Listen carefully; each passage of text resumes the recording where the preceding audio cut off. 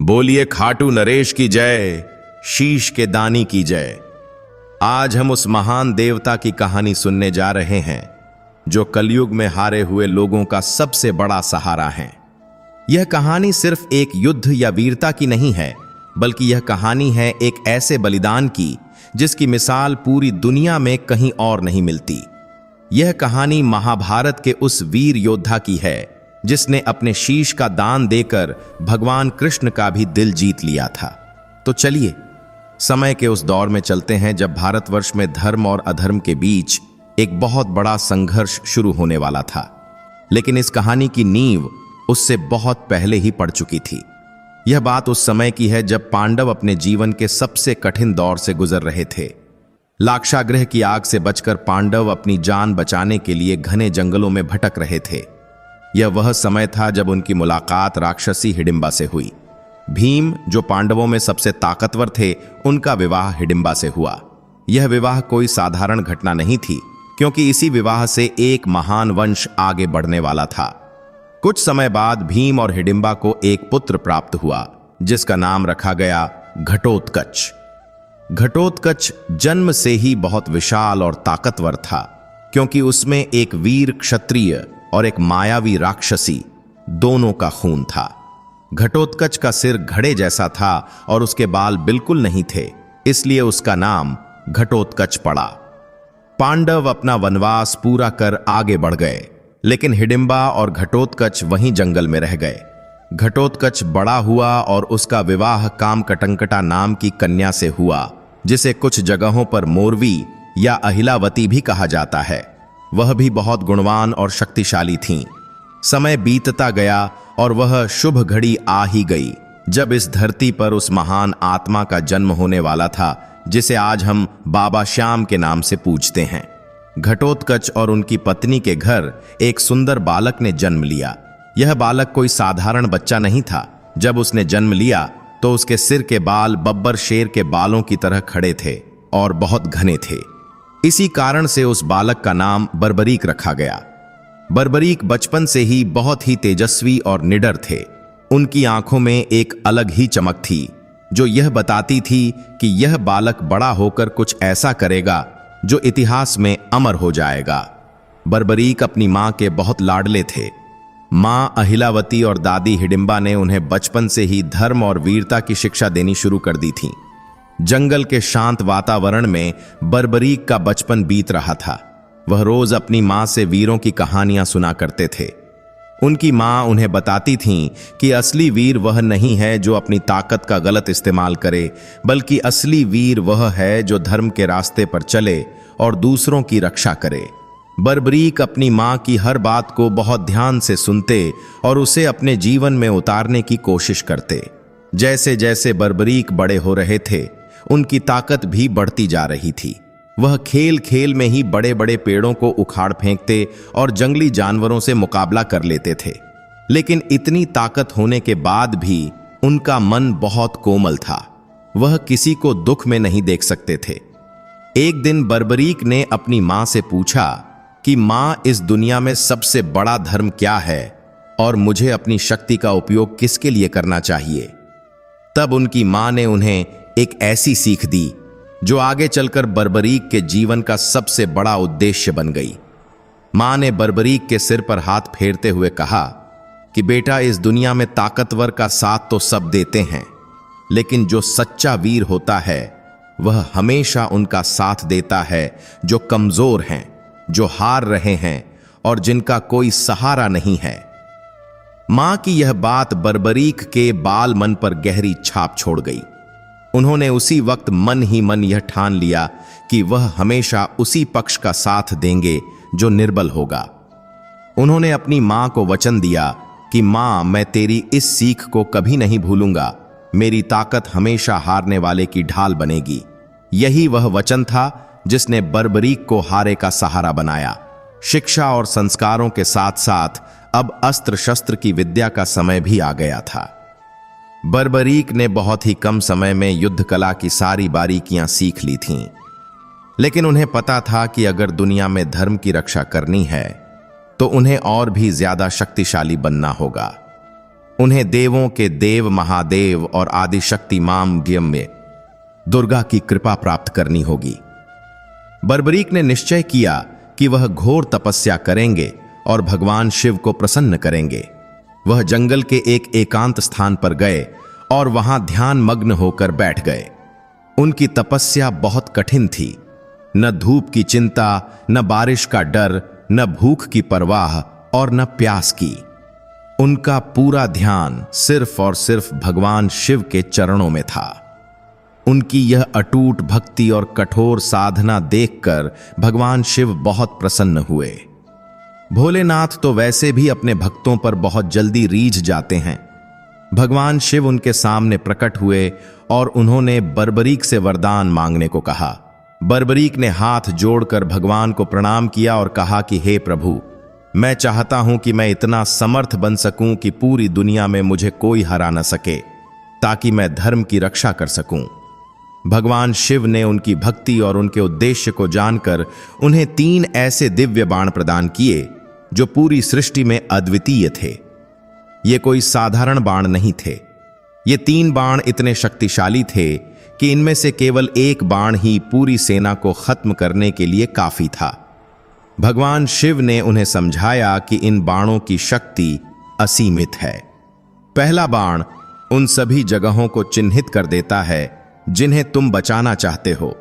दूसरा बाण उन सभी जगहों को चिन्हित कर देता है जिन्हें तुम नष्ट करना चाहते हो। और तीसरा बाण चलकर उन सभी चिन्हित शत्रुओं का नाश कर देता है और वापस तुम्हारे पास तरकश में आ जाता है। इन 3 बाणों की वजह से ही बर्बरीक को 3 बाणधारी कहा जाने लगा। इसके बाद बर्बरीक ने अग्निदेव की भी घोर तपस्या की। अग्निदेव ने प्रसन्न होकर उन्हें एक दिव्य धनुष प्रदान किया जो उन 3 बाणों को चलाने के लिए उपयुक्त था। अब बर्बरीक के पास वह शक्ति आ चुकी थी जिससे वह तीनों लोकों में किसी भी युद्ध को पल भर में समाप्त कर सकते थे। लेकिन इतनी शक्ति पाने के बाद भी बर्बरीक के अंदर रत्ती भर भी घमंड नहीं आया। वह अभी भी अपनी मां के आज्ञाकारी पुत्र और एक सरल स्वभाव के बालक ही थे। वह अपनी शक्तियों का प्रदर्शन करने के लिए नहीं, बल्कि सही समय आने का इंतजार करने लगे। उधर दूसरी तरफ हस्तिनापुर में हालात बिगड़ते जा रहे थे। कौरवों और पांडवों के बीच की तनातनी अब युद्ध के कगार 2 पर पहुंच चुकी थी। दुर्योधन की हठ और शकुनी की चालों ने शांति के सारे रास्ते बंद कर दिए थे। अंततः यह तय हो गया कि अब कुरुक्षेत्र के मैदान में महायुद्ध होगा। यह खबर हवा की तरह चारों दिशाओं में फैल गई। हर कोई इस युद्ध की चर्चा कर रहा था। देश विदेश के राजा अपनी अपनी सेनाएं लेकर कुरुक्षेत्र की ओर बढ़ रहे थे। कोई कौरवों की तरफ था तो कोई पांडवों की तरफ। यह खबर जब जंगल में बर्बरीक और उनकी मां तक पहुंची तो बर्बरीक का मन भी विचलित हो उठा। उनके अंदर का क्षत्रिय रक्त उबाल मारने लगा। उन्होंने सुना कि उनके पितामह पांडव और उनके ताऊ इस युद्ध में भाग ले रहे हैं। बर्बरीक तुरंत अपनी मां के पास गए और बोले कि मां, मैंने सुना है कि कुरुक्षेत्र में एक बहुत बड़ा युद्ध होने वाला है। कहते हैं कि वहां वीरों का जमावड़ा लगेगा और धर्म अधर्म का फैसला होगा। मां, मेरी भी बड़ी इच्छा है कि मैं उस युद्ध को अपनी आंखों से देखूं। मैं देखना चाहता हूं कि वहां कौन कौन से वीर आए हैं और वे कैसे युद्ध करते हैं। मां अहिलावती जानती थीं कि उनका बेटा अब बड़ा हो गया है और उसमें अपार शक्ति है, लेकिन एक मां का दिल तो हमेशा अपने बच्चे की सुरक्षा को लेकर चिंतित रहता है। उन्होंने बर्बरीक की आंखों में वह उत्साह देखा और समझ गईं कि अब इसे रोकना संभव नहीं है। मां ने अनुमति देते हुए कहा कि ठीक है पुत्र, तुम जाओ और उस युद्ध को देखो, लेकिन मेरी एक बात हमेशा याद रखना। बर्बरीक ने पूछा कि कौन सी बात मां? तब मां ने उन्हें उनका बचपन का वचन याद दिलाया। उन्होंने कहा कि बेटा, तुम जा तो रहे हो, लेकिन अगर वहां तुम्हें युद्ध करने की नौबत आ जाए या तुम्हें किसी का पक्ष लेना पड़े तो तुम किसका साथ दोगे? बर्बरीक ने मुस्कुराते हुए कहा कि मां, यह भी कोई पूछने की बात है? आपने ही तो मुझे सिखाया है कि हमेशा कमजोर का साथ देना। मैं वहां जाऊंगा, सब कुछ देखूंगा, और अगर मैंने देखा कि कोई पक्ष हार रहा है और उसे मेरी जरूरत है तो मैं उसी का साथ दूंगा जो हार रहा होगा। मैं हारे का सहारा बनूंगा। मां ने बर्बरीक से पक्का वचन लिया। बर्बरीक ने अपने अस्त्र शस्त्र उठाए, अपना नीला घोड़ा तैयार किया और अपनी मां के चरण स्पर्श करके आशीर्वाद लिया। मां ने विजय भवः का आशीर्वाद दिया और बर्बरीक अपने नीले घोड़े पर सवार होकर कुरुक्षेत्र की ओर चल पड़े। उनका घोड़ा बहुत ही तीव्र गति से हवा से बातें करता हुआ दौड़ रहा था। बर्बरीक के कंधों पर वही 3 बाण और हाथ में दिव्य धनुष था। उनके चेहरे पर एक अद्भुत तेज था। वह किसी साधारण योद्धा की तरह नहीं बल्कि एक साक्षात काल की तरह लग रहे थे। रास्ते में बर्बरीक सोच रहे थे कि यह युद्ध कैसा होगा, वहां कैसे कैसे योद्धा होंगे। उन्हें अपनी शक्ति पर पूरा भरोसा था, लेकिन उन्हें यह गुमान नहीं था। उनका उद्देश्य सिर्फ युद्ध देखना और अपनी मां के वचन को निभाना था। इधर भगवान श्री कृष्ण जो अंतर्यामी हैं, उन्हें सब पता था। वे जानते थे कि बर्बरीक कुरुक्षेत्र की ओर आ रहे हैं। श्री कृष्ण यह भी जानते थे कि बर्बरीक के पास जो 3 बाण हैं वे कितने विनाशकारी हैं।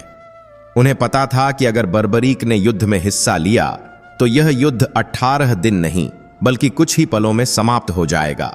और सबसे बड़ी समस्या यह थी कि बर्बरीक ने अपनी मां को वचन दिया था कि वह हारने वाले का साथ देंगे। श्री कृष्ण जानते थे कि युद्ध में एक समय ऐसा जरूर आएगा जब कौरव हारने लगेंगे। अगर कौरव हारने लगे तो बर्बरीक अपने वचन के अनुसार कौरवों की तरफ चले जाएंगे और पांडवों का नाश कर देंगे, और अगर पांडव हारने लगे तो वह पांडवों का साथ देंगे। इस तरह तो वह एक पेंडुलम की तरह दोनों तरफ से सेनाओं को मारते रहेंगे और अंत में केवल वही जीवित बचेंगे। यह धर्म की स्थापना के लिए उचित नहीं था। इसलिए भगवान श्री कृष्ण ने सोचा कि बर्बरीक की परीक्षा लेनी होगी और इस समस्या का कोई समाधान निकालना होगा। भगवान श्री कृष्ण ने एक ब्राह्मण का वेश धारण किया और बर्बरीक के रास्ते में एक पीपल के पेड़ के नीचे जाकर खड़े हो गए। वे बहुत ही साधारण से गरीब ब्राह्मण लग रहे थे। जब बर्बरीक वहां से गुजरे तो ब्राह्मण वेशधारी कृष्ण ने उन्हें रोका। बर्बरीक ने अपना घोड़ा रोका और बड़े आदर के साथ ब्राह्मण को प्रणाम किया। बर्बरीक ने पूछा कि हे ब्राह्मण देवता, आप यहां इस निर्जन वन में क्या कर रहे हैं और क्या मैं आपकी कोई सेवा कर सकता हूं? ब्राह्मण बने कृष्ण ने मुस्कुराते हुए बर्बरीक को ऊपर से नीचे तक देखा और बोले कि बेटा, तुम तो बहुत छोटे से बालक लग रहे हो, लेकिन तुम्हारा वेश तो किसी महायोद्धा जैसा है। तुम इतनी तेजी से कहां जा रहे हो? बर्बरीक ने विनम्रता से उत्तर दिया कि महाराज, मैं कुरुक्षेत्र जा रहा हूं। वहां महाभारत का युद्ध होने वाला है। मैं उसी युद्ध को देखने जा रहा हूं और अगर जरूरत पड़ी तो मैं उसमें भाग भी लूंगा। ब्राह्मण ने हंसते हुए कहा कि तुम युद्ध लड़ोगे? अरे बालक, तुम्हारे पास तो कोई सेना भी नहीं है और तुम अकेले हो। तुम्हारे तरकश में भी सिर्फ 3 ही बाण दिखाई दे रहे हैं। क्या तुम इन 3 मामूली बाणों से महाभारत जैसा विशाल युद्ध लड़ोगे? वहां तो भीष्म पितामह, गुरु द्रोण, कर्ण और अर्जुन जैसे महारथी हैं जिनके पास लाखों बाणों का भंडार है। तुम इन 3 बाणों से उनका सामना कैसे करोगे? जाओ, घर जाओ और खेलो। यह युद्ध तुम्हारे बस की बात नहीं है। ब्राह्मण की बातें सुनकर बर्बरीक को जरा भी गुस्सा नहीं आया, बल्कि उनके चेहरे पर एक हल्की सी मुस्कान आ गई। उन्होंने बड़े ही विश्वास के साथ ब्राह्मण देव से कहा कि हे महात्मा, आप मेरे इन 3 बाणों की संख्या पर मत जाइए। ये कोई साधारण लोहे के बाण नहीं हैं। ये स्वयं भगवान शिव के दिए हुए महाविनाशकारी अस्त्र हैं। मेरा सिर्फ एक ही बाण पूरी शत्रु सेना को पल भर में खत्म करने की ताकत रखता है। अगर मैंने 3 बाण चला दिए दैत्य को तो 3 लोकों में प्रलय आ जाएगी। बर्बरीक ने समझाया कि मेरा पहला बाण उन चीजों पर निशान लगाता है जिन्हें मुझे बचाना है, दूसरा बाण उन चीजों पर निशान लगाता है जिन्हें मुझे मारना है, और तीसरा बाण चलकर उन निशानों को भेद देता है और अपना काम पूरा करके वापस मेरे पास आ जाता है। इसलिए मुझे 3 से ज्यादा बाणों की जरूरत ही नहीं है। ब्राह्मण वेश में खड़े भगवान कृष्ण मन ही मन बर्बरीक के आत्मविश्वास की दाद दे रहे थे, लेकिन उन्हें तो दुनिया को यह दिखाना था कि बर्बरीक सच में कितने शक्तिशाली हैं। इसलिए उन्होंने एक परीक्षा लेने की सोची। कृष्ण ने पास ही खड़े एक विशाल पीपल के पेड़ की ओर इशारा करते हुए कहा कि बेटा, बातें तो बहुत बड़ी बड़ी करते हो। अगर तुम सच में इतने बड़े धनुर्धर हो तो सामने जो पीपल का पेड़ है उसके सारे पत्तों को अपने एक ही बाण से भेद कर दिखाओ। अगर तुम ऐसा कर सके तो मैं मान जाऊंगा कि तुम सच में महायोद्धा हो। बर्बरीक ने तुरंत चुनौती स्वीकार कर ली। उन्होंने कहा कि यह तो मेरे लिए बहुत छोटा सा काम है ब्राह्मण देव। बर्बरीक ने अपने तरकश से एक बाण निकाला और भगवान शिव का ध्यान किया। जैसे ही बर्बरीक ने धनुष पर बाण चढ़ाया और आंखें बंद कीं, भगवान कृष्ण ने चुपके से एक चाल चली। उन्होंने उस पीपल के पेड़ का एक पत्ता तोड़कर चुपचाप अपने पैर के नीचे दबा लिया। कृष्ण यह देखना चाहते थे कि क्या बर्बरीक का बाण उस छिपे हुए पत्ते को भी ढूंढ पाएगा या नहीं। बर्बरीक ने मंत्र पढ़कर बाण छोड़ दिया। वह बाण सनसनाता हुआ हवा में उड़ा और देखते ही देखते उसने पीपल के पेड़ के सारे पत्तों को एक एक करके भेद दिया। पेड़ पर हजारों पत्ते थे, लेकिन बाण की गति इतनी तेज थी कि पलक झपकते ही सारे पत्तों में छेद हो गए। लेकिन इसके बाद जो हुआ उसे देखकर ब्राह्मण बने कृष्ण भी हैरान रह गए। सारे पत्तों को भेदने के बाद वह बाण वापस बर्बरीक के पास नहीं गया, बल्कि वह घूमकर भगवान कृष्ण के पैरों के पास आ गया और उनके पैर के ऊपर मंडराने लगा। बाण वहीं हवा में रुक गया, जैसे वह किसी चीज का इंतजार कर रहा हो। बर्बरीक ने जब यह देखा तो वह समझ गए कि माजरा क्या है। उन्होंने मुस्कुराते हुए ब्राह्मण से कहा कि हे ब्राह्मण देव, कृपया अपना पैर हटा लीजिए। लगता है कि आपके पैर के नीचे भी एक पत्ता दबा हुआ है। मेरा बाण उस पत्ते को भेदना चाहता है, लेकिन वह आपका सम्मान कर रहा है, इसलिए रुका हुआ है। अगर आपने पैर नहीं हटाया तो यह आपके पैर को भेद कर उस पत्ते को छेद देगा। भगवान कृष्ण ने मन ही मन सोचा कि यह बालक तो सच में अजेय है। इसका निशाना कभी चूकता नहीं है और इसकी शक्तियों का कोई तोड़ नहीं है। उन्होंने अपना पैर हटाया और बाण ने तुरंत उस दबे हुए पत्ते को भी भेद दिया और वापस बर्बरीक के तरकश में चला गया। अब भगवान कृष्ण को पक्का विश्वास हो गया कि अगर बर्बरीक कुरुक्षेत्र के युद्ध में पहुंच गए तो अनर्थ हो जाएगा। बर्बरीक ने अपनी मां को वचन दिया है कि वह हारने वाले का साथ देंगे। कौरव सेना पांडवों से बड़ी है तो शुरू में पांडव कमजोर पड़ेंगे, तब बर्बरीक पांडवों का साथ देंगे और कौरवों को मारने लगेंगे। जैसे ही कौरव कम हो जाएंगे और हारने लगेंगे तो बर्बरीक कौरवों की तरफ चले जाएंगे और पांडवों को मारने लगेंगे। इस तरह तो वह दोनों पक्षों को खत्म कर देंगे। भगवान कृष्ण जानते थे कि धर्म की स्थापना के लिए पांडवों का जीतना जरूरी है और बर्बरीक के रहते यह संभव नहीं था। भगवान कृष्ण ने एक गहरी सांस ली और बर्बरीक की ओर देखा। उन्होंने सोचा कि अब दान मांगने का समय आ गया है। ब्राह्मण ने बर्बरीक से कहा कि बेटा, मैं तुम्हारी वीरता से बहुत प्रसन्न हुआ। तुम सच में महान हो, लेकिन क्या तुम इस ब्राह्मण को कुछ दान दोगे?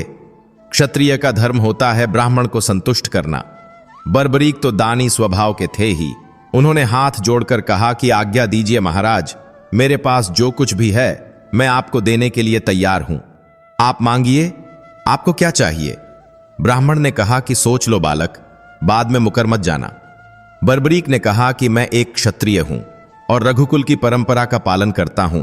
प्राण जा सकते हैं लेकिन मेरा वचन नहीं जाएगा। आप निसंकोच मांगिए।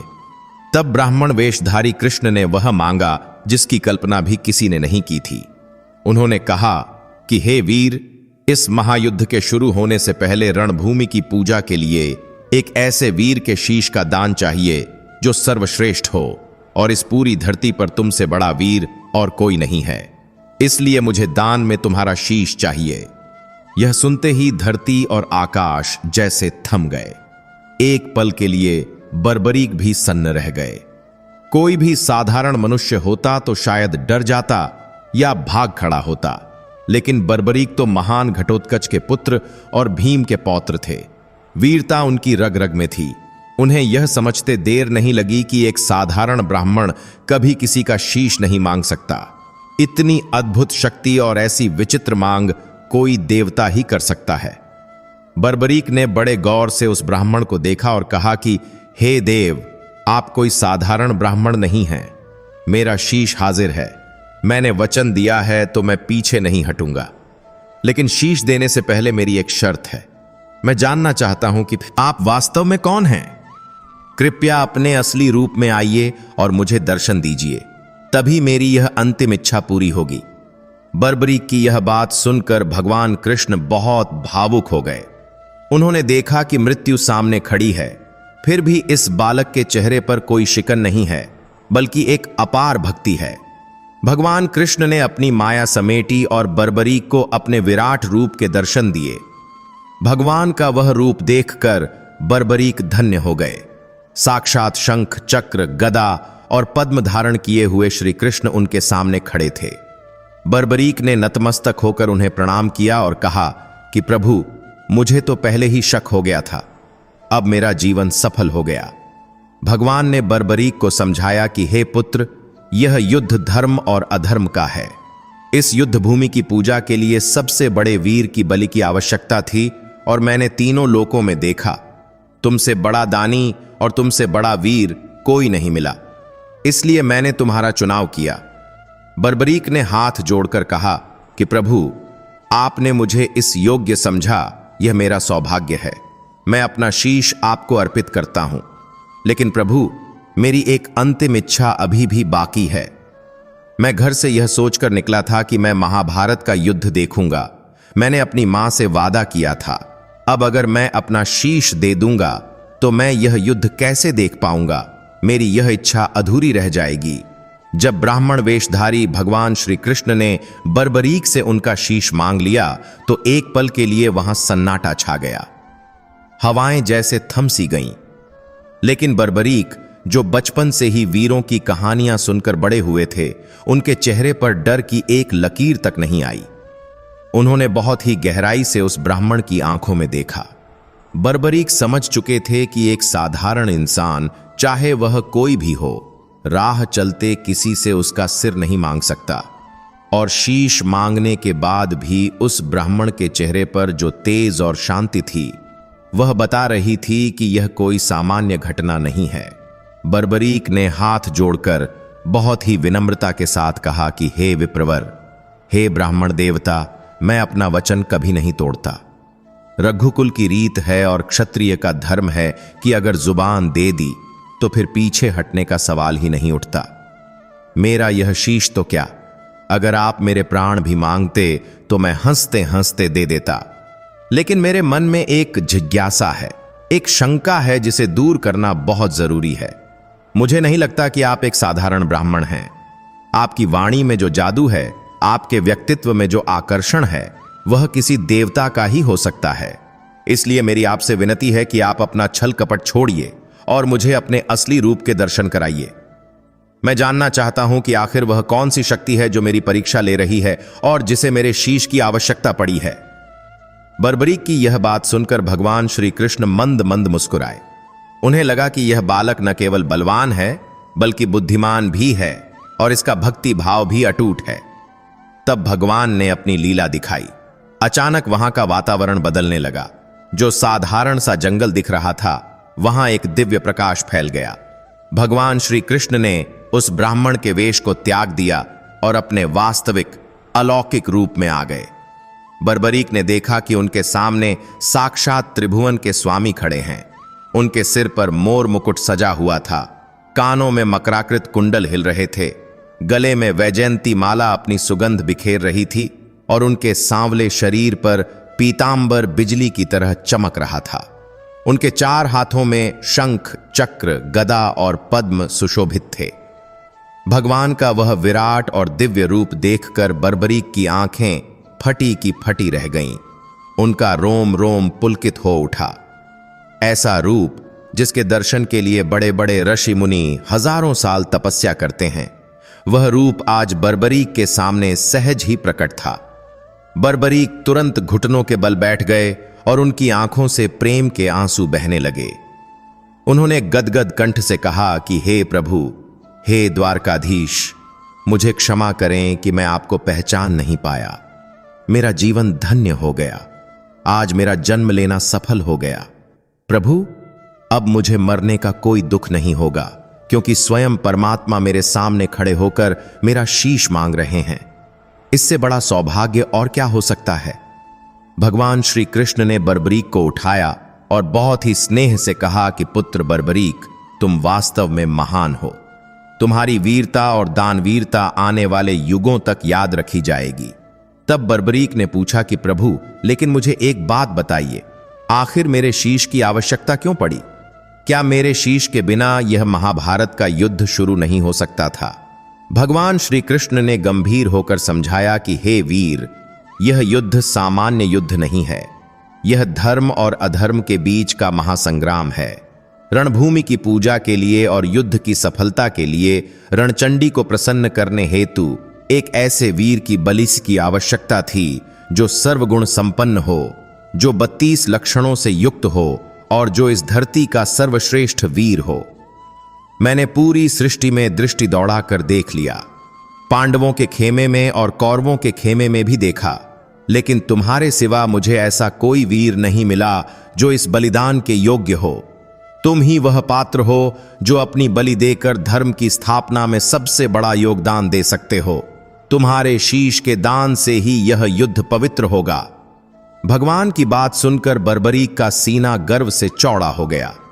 उन्होंने सोचा कि मेरे शरीर का उपयोग धर्म के काम आ रहा है, इससे अच्छी बात और क्या हो सकती है। लेकिन तभी उनके मन में एक टीस उठी। एक अधूरी इच्छा ने उन्हें बेचैन कर दिया। उन्होंने भगवान की ओर कातर निगाहों से देखा और कहा कि प्रभु, आपकी आज्ञा शिरोधार्य है। मैं अभी अपना शीश काटकर आपके चरणों में अर्पित कर दूंगा, लेकिन मेरी एक बहुत बड़ी इच्छा अधूरी रह जाएगी। मैं अपने घर से अपनी मां से यह वादा करके निकला था कि मैं महाभारत का युद्ध देखूंगा। मैंने सुना है कि इस युद्ध में देश विदेश के राजा आएंगे, बड़े बड़े अस्त्र शस्त्र चलेंगे, आकाश बाणों से ढक जाएगा। मेरी बहुत इच्छा थी कि मैं उस दृश्य को अपनी आंखों से देखूं। अगर मैं अभी अपना शीश दे दूंगा तो मेरी वह इच्छा, मेरी मां को दिया वह वचन टूट जाएगा। क्या कोई ऐसा उपाय है प्रभु जिससे मैं शीश भी दे सकूं और युद्ध भी देख सकूं? भगवान श्री कृष्ण तो करुणा के सागर हैं। वे अपने भक्त की हर इच्छा पूरी करते हैं। उन्होंने बर्बरीक के सिर पर हाथ रखा और उन्हें एक अद्भुत वरदान दिया। भगवान ने कहा कि हे बर्बरीक, तुम्हारी यह इच्छा जरूर पूरी होगी। तुम निश्चिंत होकर अपना शीश दान करो। मैं तुम्हें वरदान देता हूं कि तुम्हारा सिर तुम्हारे धड़ से अलग होने के बाद भी जीवित रहेगा। तुम्हारी आंखों की रोशनी और तुम्हारी चेतना अंत तक बनी रहेगी। तुम मृत्यु को प्राप्त नहीं होगे जब तक यह युद्ध समाप्त नहीं हो जाता। तुम इस पहाड़ी की सबसे ऊंची चोटी पर विराजमान होकर पूरे युद्ध का आनंद ले सकोगे। तुम देखोगे कि धर्म कैसे जीतता है और अधर्म का नाश कैसे होता है। यह मेरा वचन है तुम्हें। भगवान का वरदान पाकर बर्बरीक की खुशी का ठिकाना न रहा। अब उनके मन में रत्ती भर भी मोह या दुख नहीं बचा था। उन्होंने तुरंत अपनी कमर से अपनी तलवार निकाली। वह दृश्य बड़ा ही रोंगटे खड़े कर देने वाला था। एक तरफ साक्षात भगवान खड़े थे और दूसरी तरफ एक भक्त अपनी भक्ति का सबसे बड़ा सबूत देने जा रहा था। बर्बरीक ने अपनी आंखें बंद की, अपनी मां अहिलावती और अपने पिता घटोत्कच का स्मरण किया। उन्होंने अपने गुरुओं को मन ही मन नमन किया और भगवान श्री कृष्ण का जयकारा लगाया। इसके बाद बिना हाथ कांपे, बिना किसी डर के बर्बरीक ने अपनी तलवार अपनी ही गर्दन पर चलाई और एक ही झटके में अपना शीश काटकर भगवान के चरणों में रख दिया। जैसे ही वह शीश धरती पर गिरा, आकाश से देवताओं ने फूलों की वर्षा शुरू कर दी। चारों दिशाओं में बर्बरीक की जय, महान दानी की जय के नारे गूंजने लगे। हवाओं में एक पवित्र सुगंध फैल गई। ऐसा बलिदान न तो भूतो न भविष्यति, यानी न पहले कभी हुआ था और न कभी होगा। भगवान श्री कृष्ण ने बड़े ही आदर और प्रेम के साथ उस कटे हुए शीश को अपने हाथों में उठाया। उस शीश से अभी भी तेज निकल रहा था और बर्बरीक की आंखें खुली थीं, जिनमें भगवान के लिए अपार श्रद्धा थी। भगवान ने उस शीश को अमृत से सींचा ताकि वह युद्ध के अंत तक तरोताजा रहे, सड़े नहीं और गले नहीं। फिर भगवान श्री कृष्ण ने उस शीश को ले जाकर कुरुक्षेत्र के पास स्थित एक बहुत ऊंची पहाड़ी की चोटी पर एक ऊंचे पेड़ या स्तंभ पर स्थापित कर दिया। वह जगह ऐसी थी जहां से कुरुक्षेत्र का कोना कोना साफ दिखाई देता था। वहां से बर्बरीक का शीश हर सैनिक, हर रथ और हर घटना को स्पष्ट देख सकता था। अब बर्बरीक का शीश वहां स्थापित हो चुका था। उधर नीचे मैदान में युद्ध की तैयारियां अंतिम चरण में थीं। दोनों पक्षों की सेनाएं आमने सामने खड़ी थीं। एक तरफ कौरवों की विशाल अक्षौहिणी सेना थी, जिसमें भीष्म पितामह जैसे अनुभवी, गुरु द्रोण जैसे ज्ञानी, कर्ण जैसे महादानी और दुर्योधन जैसे हठी योद्धा थे। दूसरी तरफ पांडवों की सेना थी, जो संख्या में कम जरूर थी, लेकिन उनके साथ धर्म था और स्वयं भगवान श्री कृष्ण थे।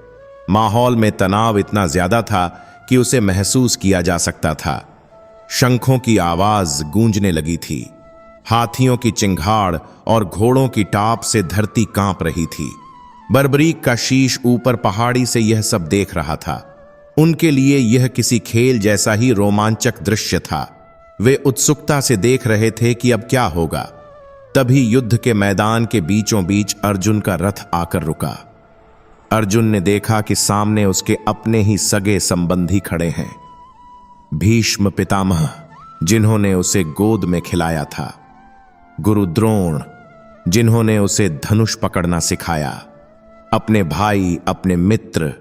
इन सब को देखकर अर्जुन का गांडीव हाथ से छूटने लगा। अर्जुन मोह में पड़ गए। वे रथ के पिछले हिस्से में जाकर बैठ गए और कृष्ण से बोले कि केशव, मैं युद्ध नहीं कर सकता, मैं अपनों को मारकर राज नहीं भोगना चाहता। बर्बरीक ऊपर से यह सब देख रहे थे। वे सोच रहे थे कि अर्जुन जैसा महायोद्धा आज इतना कमजोर क्यों पड़ रहा है।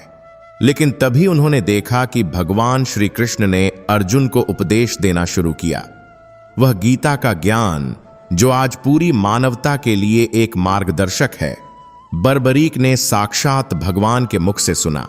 उन्होंने देखा और सुना कि कैसे कृष्ण अर्जुन को समझा रहे हैं कि आत्मा अमर है, शरीर नश्वर है और क्षत्रिय का धर्म युद्ध करना है, परिणाम की चिंता करना नहीं। बर्बरीक के शीश ने गीता के उस पूरे ज्ञान को आत्मसात किया। यह भी उनका एक सौभाग्य था कि युद्ध देखने के साथ साथ उन्हें ब्रह्म ज्ञान भी मिल रहा था। काफी देर समझाने के बाद और अपना विराट रूप दिखाने के बाद अर्जुन का मोह भंग हुआ। अर्जुन ने फिर से गांडीव उठाया और टंकार की। उस टंकार की आवाज से पूरा कुरुक्षेत्र गूंज उठा और फिर वह महायुद्ध शुरू हुआ, जिसका इंतजार देवता भी कर रहे थे। तीरों की बारिश शुरू हो गई। बर्बरीक बड़े ध्यान से देख रहे थे।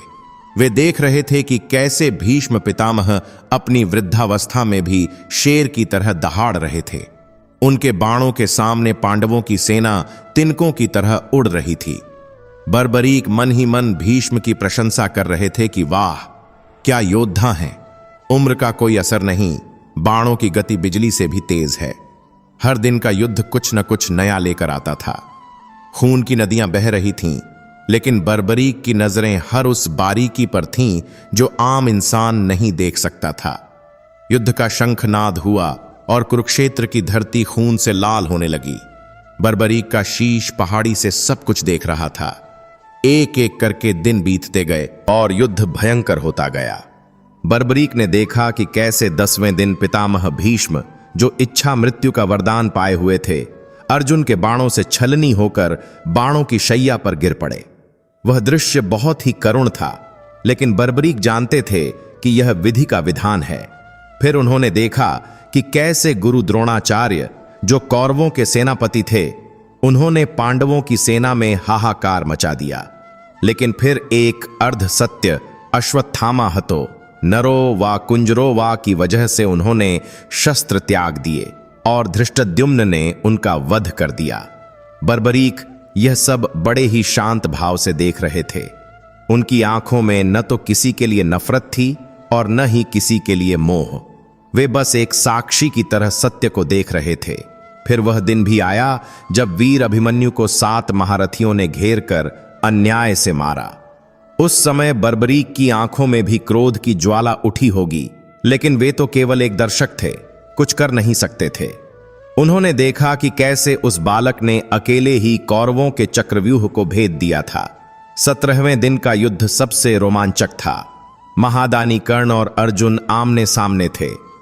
बर्बरीक ने देखा कि कर्ण का रथ का पहिया जमीन में धंस गया और वह निहत्था हो गया। कर्ण ने धर्म की दुहाई दी, लेकिन श्री कृष्ण के इशारे पर अर्जुन ने अंजलि बाण चलाया और कर्ण का मस्तक धड़ से अलग कर दिया। बर्बरीक ने देखा कि कैसे एक महान योद्धा का अंत हुआ। और अंत में 18वें दिन भीम और दुर्योधन का गदा युद्ध हुआ।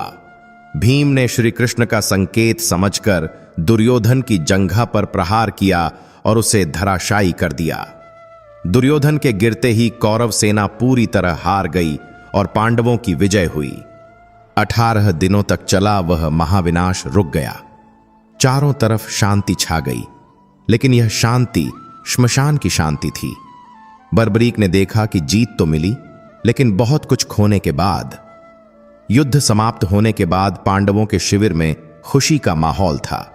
हस्तिनापुर का राज अब उनका था।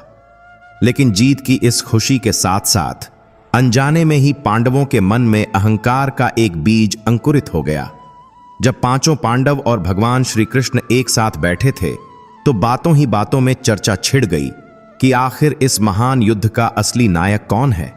किसकी वीरता की वजह से यह असंभव जीत हासिल हुई है? भीमसेन, जो अपनी ताकत पर बहुत गर्व करते थे, अपनी छाती ठोककर बोले कि यह युद्ध मेरी वजह से जीता गया है। मैंने ही दुर्योधन, दुशासन और 100 कौरवों को अपनी गदा से यमलोक पहुंचाया है। अगर मैं न होता तो कौरवों की विशाल सेना का सामना कौन करता? इसलिए असली श्रेय मुझे मिलना चाहिए। उधर अर्जुन भी कहां चुप रहने वाले थे। उन्हें अपने गांडीव धनुष पर बहुत नाज था। उन्होंने कहा कि भ्राता भीम, आप भूल रहे हैं कि पितामह भीष्म और महारथी कर्ण जैसे योद्धाओं को किसने हराया। अगर मेरा गांडीव न चलता तो क्या हम यह युद्ध जीत पाते? यह विजय मेरे और मेरे धनुष की वजह से हुई है। नकुल और सहदेव ने भी अपनी तलवारबाजी के किस्से सुनाने शुरू कर दिए। हर कोई खुद को सर्वश्रेष्ठ साबित करने में लगा था। भगवान श्री कृष्ण वहां चुपचाप बैठे मुस्कुरा रहे थे। वे देख रहे थे कि जिन पांडवों ने धर्म के लिए इतना बड़ा युद्ध लड़ा, अब वे ही मैं और मेरा के चक्कर में पड़ रहे हैं। जीत का नशा इंसान की बुद्धि को कैसे हर लेता है, यह उसका जीता जागता उदाहरण था। जब बहस बहुत बढ़ गई और कोई फैसला नहीं हो पाया, तो सभी पांडवों ने श्री कृष्ण की ओर देखा।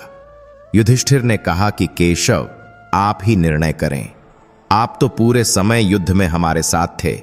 आप ही बताइए कि हम में से सर्वश्रेष्ठ योद्धा कौन है। श्री कृष्ण ने बड़ी चतुराई से कहा कि हे पांडवों, मैं तो पूरे समय अर्जुन के रथ के घोड़े संभालने में और सारथी का धर्म निभाने में व्यस्त था। मेरा ध्यान तो धूल और शोर में था। मैं ठीक से देख ही नहीं पाया कि कौन कैसे लड़ रहा था। मैं इसका फैसला नहीं कर सकता। पांडव निराश हो गए। तब कृष्ण ने कहा कि निराश मत हो। एक व्यक्ति है जिसने इस युद्ध को बहुत बारीकी से देखा है। वह एक पल के लिए भी रणभूमि से नहीं हटा। हमें उसी के पास चलना चाहिए। वही दूध का दूध और पानी का पानी कर सकता है। पांडवों ने पूछा कि ऐसा कौन है प्रभु? तब कृष्ण ने उस ऊंची पहाड़ी की ओर इशारा किया और कहा कि बर्बरीक, घटोत्कच का पुत्र और भीम का पौत्र। मैंने उसके शीश को उस पहाड़ी पर स्थापित किया था ताकि वह अपनी इच्छा अनुसार युद्ध देख सके। वह अभी भी जीवित है और जागृत है। चलो उसी से पूछते हैं। सभी पांडव और भगवान श्री कृष्ण उस पहाड़ी पर चढ़े। वहां पहुंचकर उन्होंने देखा कि बर्बरीक का शीश एक अलौकिक तेज के साथ चमक रहा था। उनके चेहरे पर एक दिव्य शांति थी। पांडवों ने उन्हें प्रणाम किया। भीम को अपने पोते को देखकर बहुत गर्व हुआ। उन्होंने सोचा कि बर्बरीक तो मेरा ही खून है। वह जरूर मेरा ही पक्ष लेगा और कहेगा कि मेरे दादा भीम सबसे महान हैं। अर्जुन को भी विश्वास था कि बर्बरीक ने उनकी धनुर्विद्या देखी है तो वह उनका ही नाम लेगा। युधिष्ठिर ने आगे बढ़कर पूछा कि हे वीर पुत्र बर्बरीक, तुमने इस महाभारत के युद्ध को शुरू से अंत तक अपनी आंखों से देखा है। तुम सत्यवादी हो। कृपया हमारी शंका का समाधान करो। हमें बताओ कि इस युद्ध में तुम्हें किस योद्धा का पराक्रम सबसे श्रेष्ठ लगा? किसकी वजह से कौरवों का नाश हुआ और धर्म की जीत हुई? बर्बरीक ने यह प्रश्न सुना और जोर जोर से हंसने लगे। उनकी हंसी पहाड़ी की घाटियों में गूंजने लगी। पांडव एक दूसरे का मुंह देखने लगे कि यह हंस क्यों रहा है।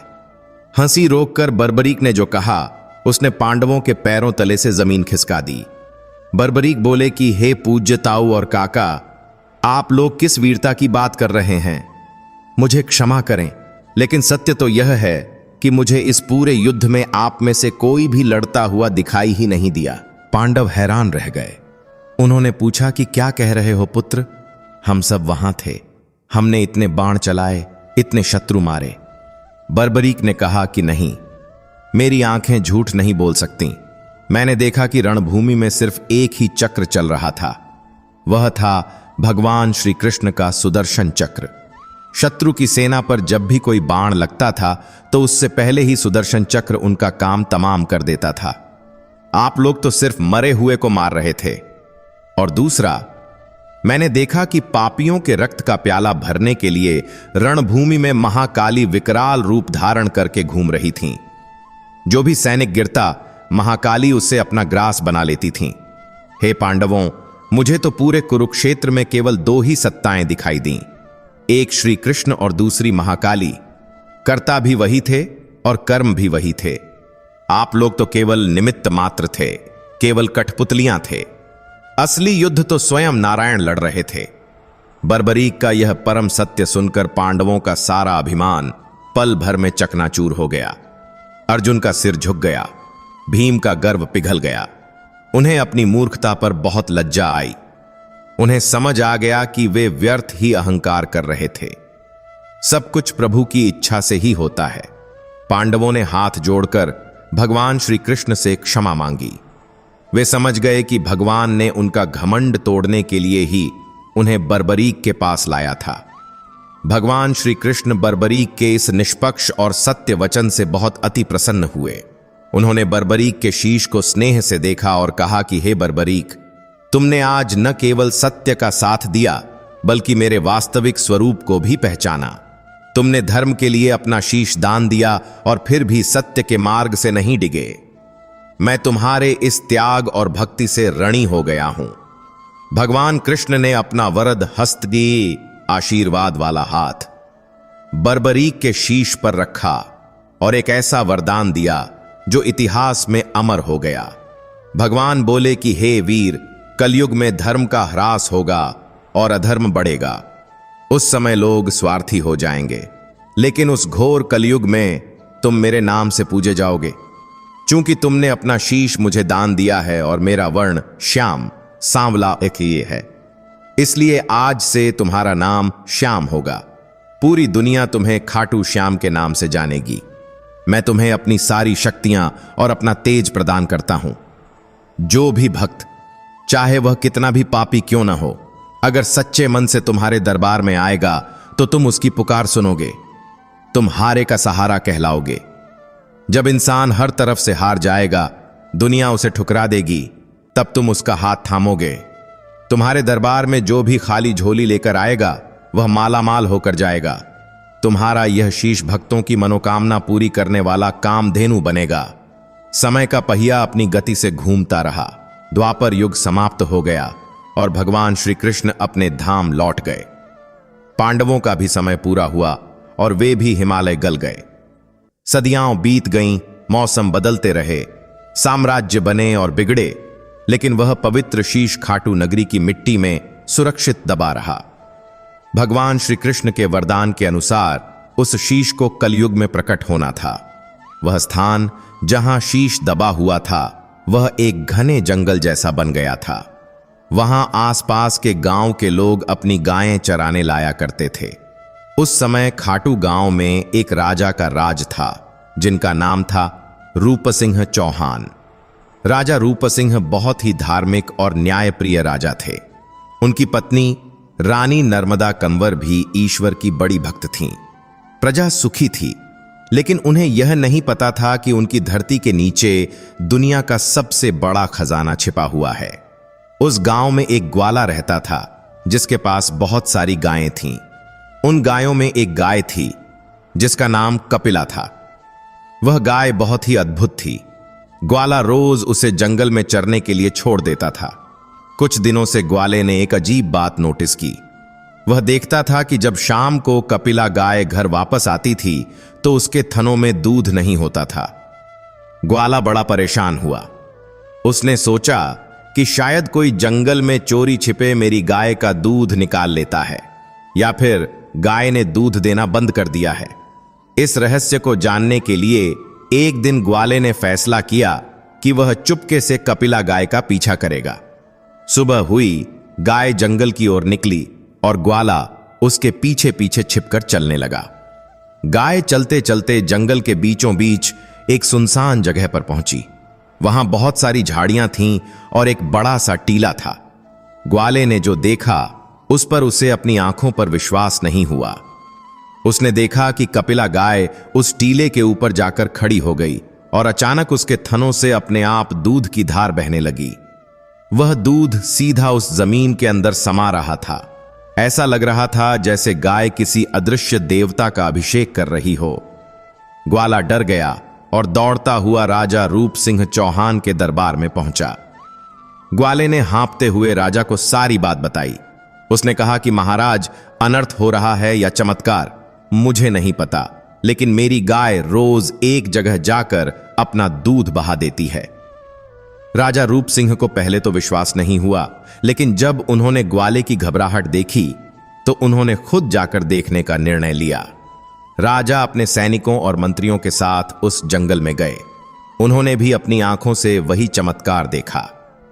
राजा समझ गए कि इस जमीन के नीचे जरूर कोई दैवीय शक्ति है। राजा ने तुरंत अपने सैनिकों को आदेश दिया कि इस स्थान की खुदाई की जाए, लेकिन बहुत सावधानी से। खुदाई शुरू हुई। फावड़े चलने लगे, मिट्टी हटाई जाने लगी। गांव के लोग भी वहां जमा हो गए। सबके दिलों की धड़कनें तेज थीं। काफी गहराई तक खोदने के बाद अचानक फावड़ा किसी पत्थर जैसी चीज से टकराया और एक टन की आवाज आई। सैनिकों ने धीरे धीरे मिट्टी हटाई तो वहां एक शालिग्राम पत्थर जैसा विशाल शीश दिखाई दिया। वह शीश इतना तेजस्वी था कि उससे नजरें नहीं हट रही थीं। वह वही बर्बरीक का शीश था जो हजारों सालों बाद भगवान कृष्ण के वरदान को पूरा करने के लिए प्रकट हुआ था। शीश मिलते ही राजा रूप सिंह चौहान को उसी रात एक सपना आया। सपने में उन्हें एक भव्य और दिव्य पुरुष के दर्शन हुए, जिन्होंने कहा कि राजन, मैं महाभारत काल का वीर बर्बरीक हूं। भगवान श्री कृष्ण के वरदान से मुझे कलयुग में श्याम नाम मिला है। अब मेरे प्रकट होने का समय आ गया है। तुम मेरा एक मंदिर बनवाओ और मेरी सेवा करो। राजा की नींद खुली तो वे पसीने से लथपथ थे, लेकिन उनका मन एक अजीब सी खुशी से भरा हुआ था। राजा ने अपनी रानी नर्मदा कंवर को यह सपना सुनाया। रानी तो पहले से ही भक्त थीं। उन्होंने कहा कि महाराज, यह तो हमारा सौभाग्य है कि भगवान हमारे राज्य में प्रकट हुए हैं। हमें तुरंत मंदिर निर्माण का कार्य शुरू करना चाहिए। राजा ने ज्योतिषियों और पंडितों को बुलाया। शुभ मुहूर्त निकाला गया। वह दिन कार्तिक महीने के शुक्ल पक्ष की एकादशी का दिन था, जिसे आज हम देवउठनी एकादशी भी कहते हैं। इसी पवित्र दिन बाबा श्याम के शीश को विधि विधान से स्थापित किया गया। इसलिए 11 एकादशी का दिन बाबा श्याम को सबसे प्रिय है और भक्त इस दिन विशेष रूप से व्रत रखते हैं और कीर्तन करते हैं। मंदिर तो बन गया, लेकिन बाबा की महिमा के चमत्कार तुरंत दिखाई देने लगे। एक बहुत प्रसिद्ध कथा है जो बताती है कि बाबा श्याम अपने भक्तों के लिए कितने दयालु हैं। उसी समय के आसपास एक और घटना घटी जिसने लोगों के विश्वास को पक्का कर दिया। कहते हैं कि एक बार मुगल बादशाह औरंगजेब अपनी सेना लेकर मंदिरों को तोड़ने के लिए निकला था। वह खाटू श्याम जी के मंदिर की तरफ भी बढ़ा। जब वह मंदिर के पास पहुंचा तो उसने देखा कि मंदिर के अंदर से एक अजीब सी रोशनी आ रही है। औरंगजेब ने अपनी तलवार निकाली और शिवलिंग या मूर्ति को खंडित करने के लिए आगे बढ़ा, लेकिन जैसे ही उसने प्रहार करना चाहा, मंदिर के विग्रह मूर्ति से रक्त की धारा फूट पड़ी। साथ ही औरंगजेब की सेना के घोड़े बिहर गए और सैनिक उल्टे पांव भागने लगे। कहते हैं कि औरंगजेब भी उस शक्ति को देखकर डर गया और वहां से भाग खड़ा हुआ। बाबा श्याम ने अपने मंदिर और अपने अस्तित्व की रक्षा स्वयं की। यह खबर आग की तरह फैल गई कि खाटू वाले बाबा साक्षात जागृत देव हैं। धीरे धीरे खाटू धाम की ख्याति बढ़ने लगी। राजा रूप सिंह चौहान के बाद उनके वंशजों ने भी मंदिर की सेवा जारी रखी।